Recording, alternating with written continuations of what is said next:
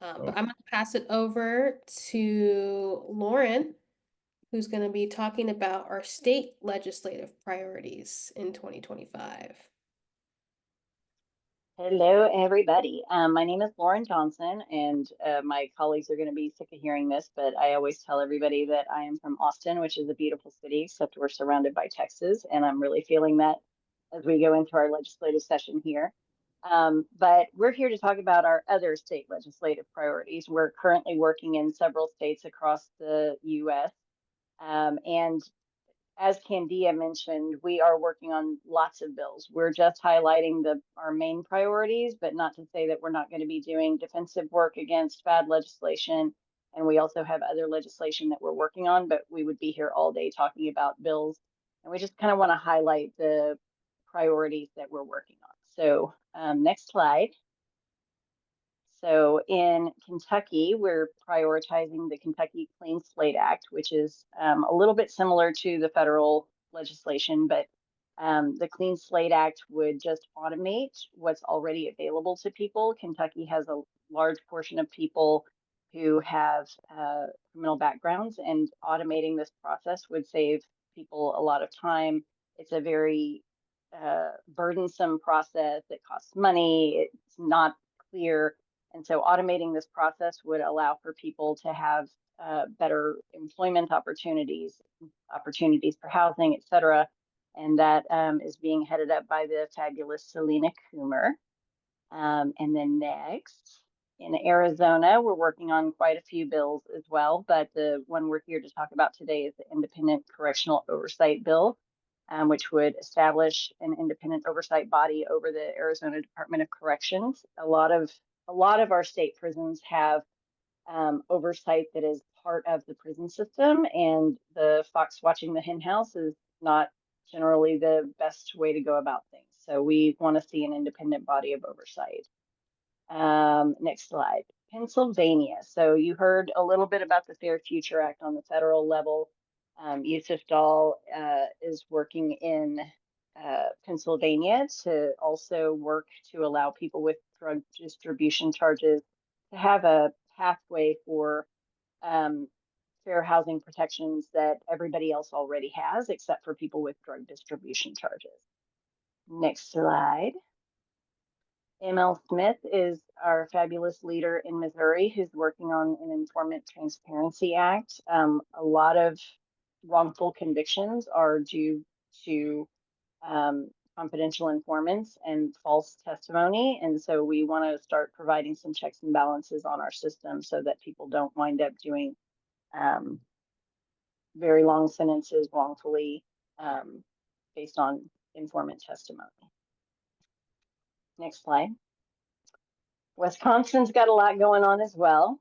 So we are working to put a cap on supervision there. A lot of people wind up back in the system based on technical violations that aren't actually crimes, but can still take somebody back to prison for lengthy sentences. And so we want to cap the amount of time that people are on supervision, and we also want to reduce or end technical violations in Wisconsin. Next slide.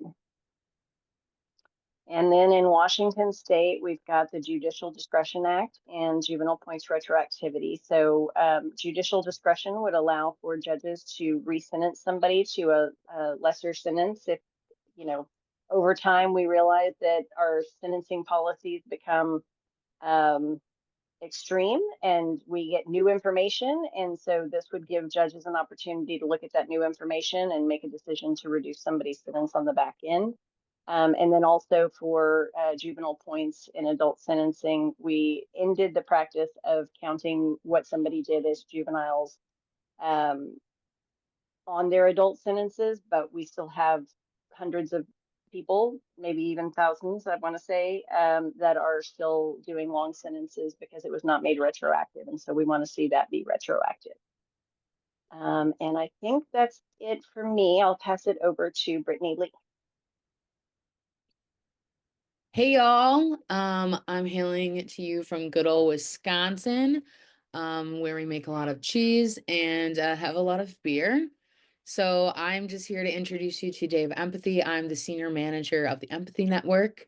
And I wanted to share with you a little bit about what's going on. So Day of Empathy is the nation's largest day of action of criminal justice reform.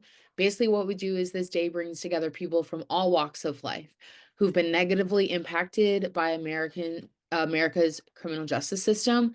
It could be survivors of violent crime or just survivors of crime, to those who are currently incarcerated or those who've never been incarcerated but are interested in this issue and want to advocate for reform and freedom for those in our communities.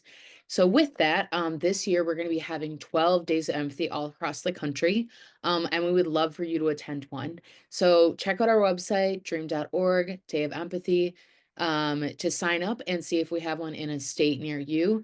I also will just do a shameless plug. Next week, our cohort is actually, the application is being launched. If you haven't heard about our Dream Justice cohort, I will say that we are the best cohort in the nation, where you get to learn about how to be an advocate, learn how to organize, and how to impact policy.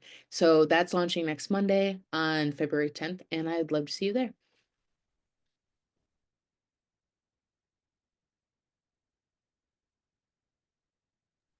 All right, Here thank- are sorry, go ahead. oh, go ahead. I would say here are leaders all across the country that are leading these wonderful Day of Empathy. So we have one in Oregon, we have one in Washington, we have California, Arizona, Texas, Arkansas, Tennessee, which if you're in Tennessee, I will see you there. We also have one in Missouri, Kentucky, Pennsylvania, Michigan, my state, Wisconsin, and then also in Minnesota. Perfect. Thank you, Brittany. Yeah, we have a lot going on in so many different states. And so you can use the QR code or the link that was posted in the chat if you're interested in tuning in to see if there's a Day of Empathy next to you. And we will make sure to share out that cohort information once it's launched next week. So stay tuned.